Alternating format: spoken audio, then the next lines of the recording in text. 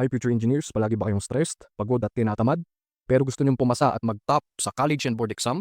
Subscribe and watch all my videos and I promise na magiging the best kayo sa engineering in short period of time. Hi engineers, kung tinatamad kayo magbasa ng book or masyadong complicated yung pagtuturo ng teachers nyo, so pinadali ko na para makasave tayo ng time to enjoy other things, okay? So sa conservation of mass, sinasabi dito yung mass cannot be created or destroyed, okay? Or isa pang definition, conservation. Yung conservation galing siya sa salitang conserve, which means to prevent loss or waste, okay? So sa madaling sabi pala, yung mass, hindi siya pwedeng mabawasan, matapon, makreate, or masira. And therefore, nasasabi natin na yung mass 1 is also equivalent to mass 2. And therefore, yung B1 is also equivalent to B2. Bakit? Kasi hindi nagbago si mass. Okay? Para ma-imagine natin tong dalawa, tingnan natin to. So, meron tayong panel, ito, yung embudo. Then meron tayong oil. Yung oil na to, pagpalagay natin, meron tayong 5 kilos dyan and 1 liter. Okay? So, sabi, mass 1 equals to mass 2, di ba? So, pag binuhos daw natin to, kung anong ibinuhos mo, 5 kilos, yun din yung lalabas. Kung 5 kilos siya kabigat, yun din yung lalabas ng bigat sa exit. Okay? Then yung ibinuhos nating volume na 1 liter, 1 liter lang din yung lalabas. Okay? So, ito siya. Mass 1 equals mass 2 or yung in, yung pinasok, equal din sa mass na lumabas. Same with the volume, B1 equals B2 or yung pumasok na volume, siya din yung lalabas na volume. Okay? So kung ito, orasan mo, diba nag-boost tayo ng fluid or liquid, pag inorasan mo yon from here to here, o orasan mo, dyan papasok si flow rate. Si flow rate, meron siyang symbol na bilog. Okay? So under flow rate, meron tayong mass flow rate and volume flow rate. Okay? Ano ba yung mass flow rate? So mass flow rate is the amount of mass that pass per unit of time. So para mas mabilis intindihin, mass per unit of time, while sa volume is the amount of volume or space that passes per unit of time. So volume per unit of time. Then punta tayo sa mga formulas, okay? Ito na yung comprehensive and pinakamabilis na explanation. Okay, mass flow rate, symbol nito. So ito M na may bilog, diba tandaan natin pag may bilog, may flow rate. So M mass flow rate, okay? Itong rho, density yan, A area, B velocity. Then gaya ng mga tinuturo ko, magandang tandaan natin yung mga units, okay? Pag mass flow rate, di ba mass? So ano ba yung unit ng mass? Di ba kilograms, pound of mass, slug. Tapos itong second, time to. Okay, ito yung time. So pwede siyang minutes, hours, etc. etc. Pero ang kadalasang ginagamit, seconds. Okay? So kilogram of mass per second, metric. Itong dalawa, English or FPS. Okay? Pag density, we have kilogram of mass per cubic meter, pag metric or SI. Then tong dalawa, FPS or English. So pound of mass per cubic feet, slug per cubic feet. Okay? Then area. So A, so pwedeng square meter or square feet. Ito yung mga common. Ito metric, English. Pag velocity, meters per second per metric, feet per second pag English. Okay? Tandaan nyo pag mass flow rate, mass per unit of time. Diba? Yun yung sabi sa definition. Pag volume flow rate, B na may bilog. So volume flow rate, A area, B for velocity.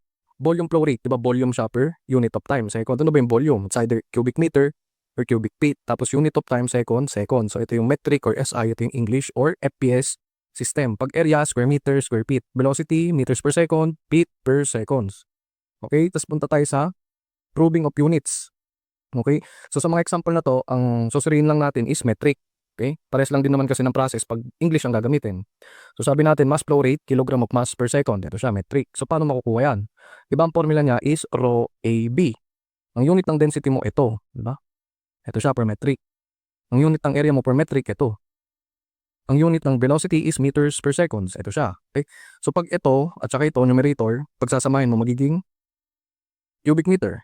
So matatanggal mo na to, ito. Kung matitira, kilograms of mass per second. Ito na siya ngayon. So na-prove natin na ito nga talaga. Okay? Then for volumetric flow rate, ang unit daw niya is cubic meter per second. Okay? Check natin. Tama. Per metric. Then ang formula niya is area times velocity. So ang unit ng area per metric, square meter, pag velocity meters per second. So pag pinagsama mo to, nasa numerator kasi magiging cubic meter per seconds, okay? Then, relationship. Okay, may relationship ang mass flow rate and volume flow rate. Di ba ang formula natin sa mass flow rate is rho AB. Okay? So ano pa yung additional na formula? Di ba alam natin na yung volumetric flow rate is equivalent to A times velocity. Ito, A times velocity. So, ito na yon. So, pwede pa ba? May additional pa ba? Meron pa. Tandaan yung density is mass over volume.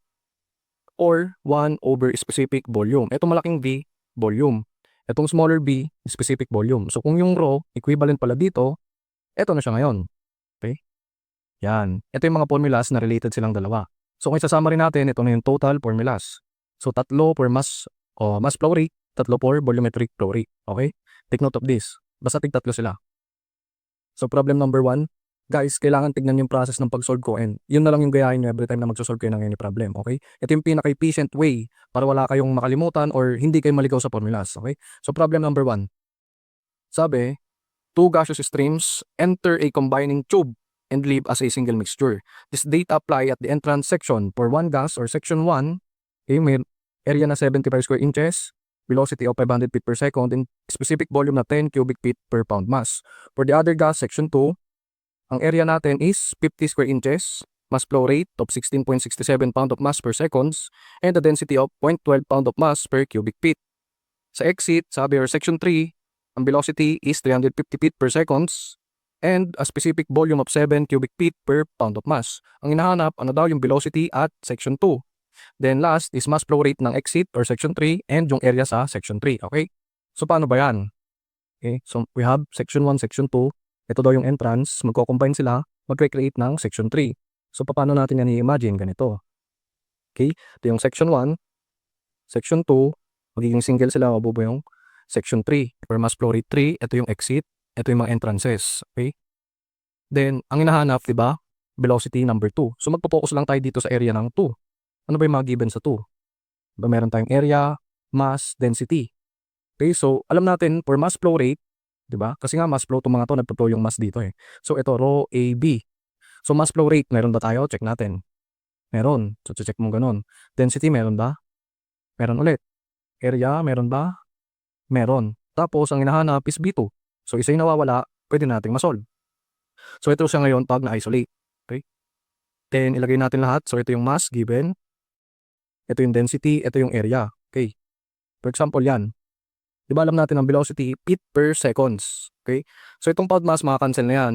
Ang matitira, cubic feet per seconds. Ito yung inches. Paano makakancel yan? Diyan tayo mag-convert. Kailangan kasi, puro feet. Diba tandaan mo, ang volume sa either meters per seconds or feet per second. So dapat walang natitirang inches dito. Okay? So pag nakita ka ng inches, convert mo. Kasi nga FPS system, yung isa metric MKS. Okay? So ito na siya ngayon. So try natin solve. Okay? So 16.67 over 0.12 times 50 times 1 over 12 squared. Okay. So ang nalabas is 400.08. Tapos, i-store natin sa A. Ito. Shift, Control A equals. So check natin yung pumasok siya sa A. Okay.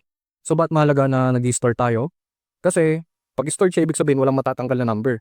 So pag nag-sort tayo using stored values, exact yung lalabas. So importante yan kasi sa board exam, minsan sobrang lalapit ng mga value. Okay? Pag nagkamali ka ng pinapasok sa calculator, kahit konti lang na rounding, wala yun, sagot mo, mali ka na. Okay, so ang hahanapin natin ngayon is mass flow rate 3 and area 3. Okay? So ito ngayon yung hinahanap. So ilagay natin yung formula niya. So unknown siya, kaya question mark. Density, meron ba tayo? Wala. Area 2 or area 3, wala. Unknown din to. Velocity 3, meron. Ito siya. Guys, tandaan nyo, pag nag-a-analyze tayo ng ganito, per section lang kayo maghahanap. Okay? Huwag nyo i-consider yung density, pare-parehas. Okay? Then, ano pa ba yung formula ng mass flow rate? Ito. Na density, wala. Volume flow rate, wala. Okay? So, yung another formula niya, ito. Mass flow rate 3, yan. Ito, wala tayong volume flow rate. Okay? So, lahat nagamit na natin. Ngayon, titignan natin sa diagram kung paano lalabas yung mass flow rate. Okay? So, di ba dito, ito daw, at saka ito magsasama, di ba? Magiging isa siya dito. So, ibig sabihin, mass flow rate 3 is equivalent sa mass flow rate 1 at mass flow rate 2. Pinagsama lang siya. Okay? So, ngayon, meron tayong mass flow rate 2. Bakit? Ito siya given. Mass flow rate 3, tingnan nahanap. Mass flow rate 1, wala. So, dito tayo magpo-focus sa wala. So, ito siya ngayon. Okay? Rho 1, A1, B1. Density 1, wala. Area 1, meron. Velocity 1, meron. So, dalawa yung nawawala kasi unknown to eh. So, hindi pwede to. Hanap tayo ng formula. So, since meron na tayong A1, B1, retain natin siya. So, in density, magiging specific volume. Bakit? Kasi ito nga, yung tinuro natin kanina. Then, ito gagamitin natin. So, A1, okay? Ano yung A1 mo? 75 square inches. Okay, lagay mo muna to. Tapos B1, 500 feet per seconds. Tapos yung specific volume is 10 cubic feet per pound mass. Ngayon, may nakita ka na namang inches. Alam natin na feet or FPS yung ginagamit. So, dapat feet to. Okay? So, ito, naka-red. Yun yung conversion. So, paano ba yan? So, ito, lagay natin. 75 times 1 over 12 na squared kasi squared dito. times 500 over 10. So, 26.04. So, store natin sa B. Shift, Control B. Okay, so pumasok siya. Ngayon, kompleto na tayo. Meron tayong mass 1, mass 2, and mass 3. So, pagsasamahin mo na yon, mass 1. So, paano ba yan? Ito siya sa B.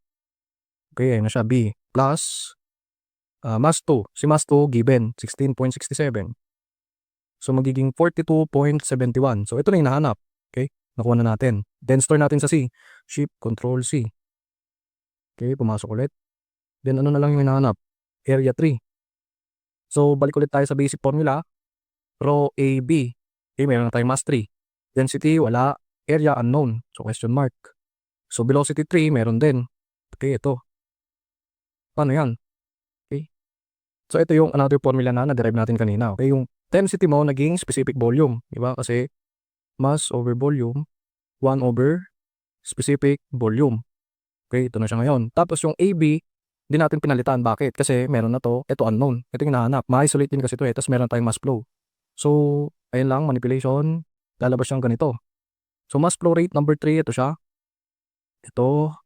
Specific volume. Ito. Ito siya ngayon. Tapos yung velocity number 3, 350. Ito siya. Okay? So, paano gamitin yung store? Okay? So, asan nakastore si M3 mo? C. Lagay mo C. Times 7 over 350. Okay? So, ang area mo pala is 0.85 square feet. So, ayun na yun. So, problem number 2, medyo mahirap. Okay? Pero padadali natin yan. So, sabi dito, a 10 feet diameter by 15 feet height vertical tank is receiving water of density 62.1 pound of mass per cubic feet at the rate of 300 GPM and is discharging through a 6 inches ID line with a constant speed of 5 feet per second. At a given instant, the tank is half full. Find the water level and the mass change in the tank 15 minutes later. Okay, so yung tank mo daw, ang diameter niya is 10 feet, ang height niya is 15 feet. Ngayon, may pumapasok na fluid. Ang density niya is 62.1 pound of mass per cubic feet. Then sabi, meron siyang inner diameter, okay, 6 inches. Ito yung exit or exhaust. Then, doon meron tayong velocity na 5 feet per seconds. Ang pumapasok daw na volume flow rate is 300 GPM, okay? Pag nakakita kayo ng GPM, ang equivalent niyan is gallon per minute. Yun naman siya babasahin. Tapos, sabi, yung tank daw is half full, kalahati yung laman. Ngayon, ang hinahanap, water level. Okay, pag water level, automatic height yung hinahanap. Tapos, change in mass after 15 minutes. Okay? So, first step, di ba? Diagram. Yung tank natin, 10 feet ang diameter. Ang height niya is 15 feet. Okay? Ngayon, ang sabi, tank is half full. So, kalahati nito. Tank is half full. So, kung 15 feet yan, yung kalahati, 7.5 feet. Di ba?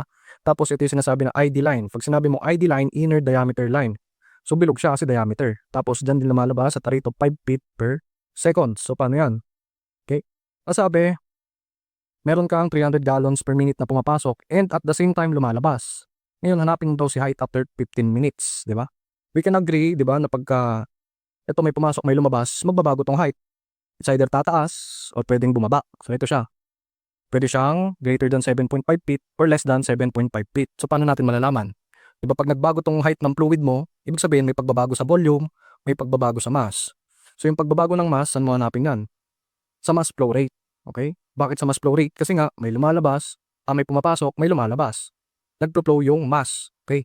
So, it's either, ang change of mass mo is mass flow out minus mass flow in or mass flow in minus mass flow out.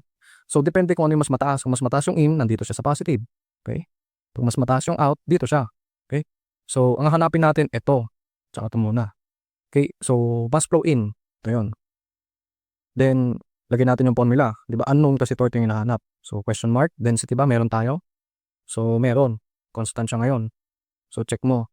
Tapos, area. May area ba tayo? Wala. Walang binigay na area, di ba? Velocity. Natin kung may velocity tayo. Wala din. Okay, so hindi pwede to. Hanap tayo ng ibang formula. So, rho and volumetric flow rate. May density, meron. Volume flow rate, meron din. Okay? So, ito yung gagamitin natin. So, ilalagay mo yan. Okay? So, density mo ito, volume mo ito. Okay? Diba mass flow rate, sabi natin kanina, it's either pound of mass per second or kilogram of mass per second. So, paano ngayon magiging ganun yan? Okay? Kung English ang gagamitin natin, paano magiging pound of mass per second? Okay? Ito, ikaw convert. Yan. Tapos ito din, itong minute, mako-convert din. So, tandaan mo in 1 cubic feet, may 7.48 gallons. In 1 minute, may 60 seconds. So, makakancel na natin to. gallons, minute, cubic feet. So, matitira pound of mass per seconds. So, goods na tayo dyan. Ito na siya. Ito. So, check natin kung tama. So, 62.1 times 300 times 1 over 7.48 times 1 over 60. So, 41.51. So, ito siya. Store ulit natin siya sa A. Ship, store A. Okay.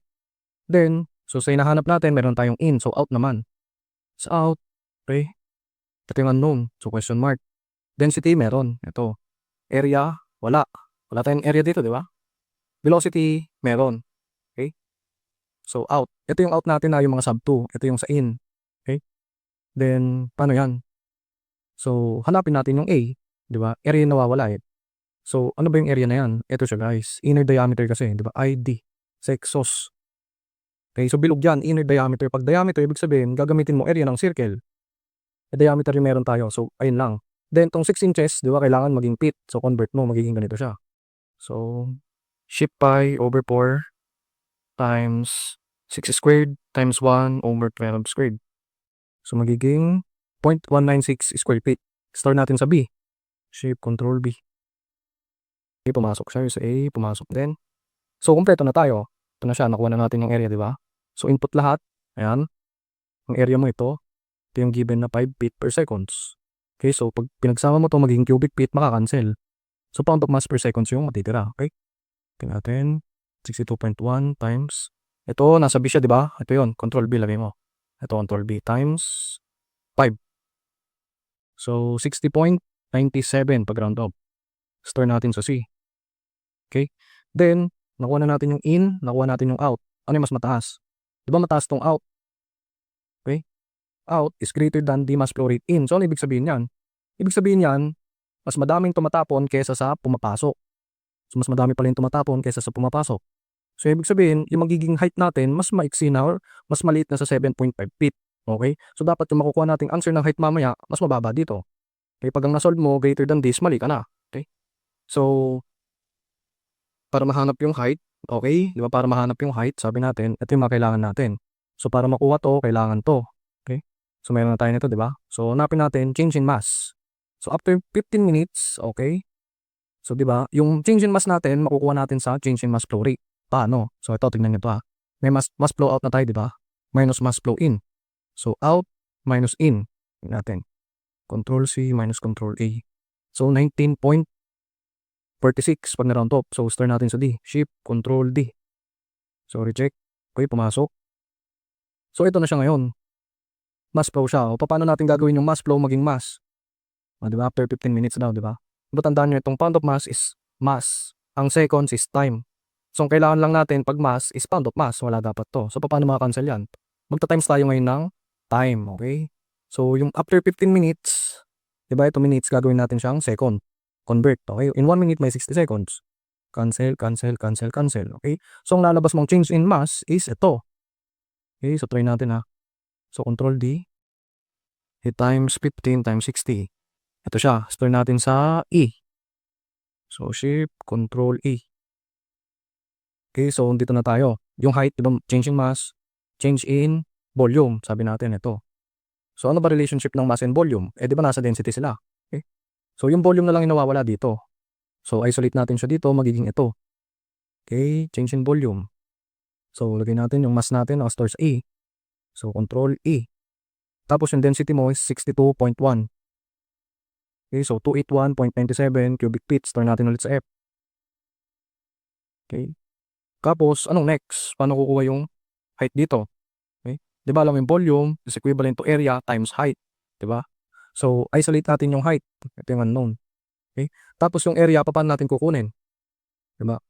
Ang area na hinahanap dito, hindi natin siya kukunin dito. Or ito. Bakit? Kasi yung area na yan, ito yan.